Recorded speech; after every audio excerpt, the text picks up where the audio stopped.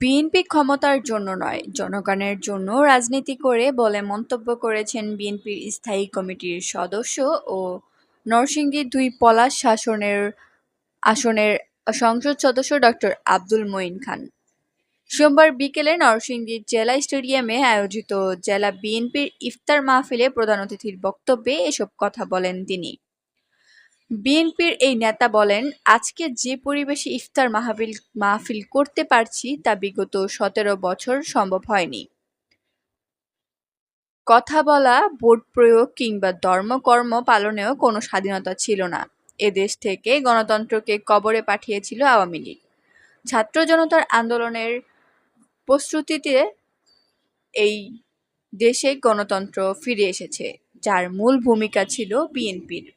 তিনি আরও বলেন, প্রধানমন্ত্রী তারেক রহমানের নির্দেশনায় আগামী ৫ বছরে বিএনপির নেতৃত্বে বাংলাদেশের সকল মানুষের গণতান্ত্রিক মৌলিক রাজনৈতিক অধিকার ফিরিয়ে দেওয়া হবে। বিএনপি ক্ষমতার জন্য নয়, জনগণের জন্য রাজনীতি করে।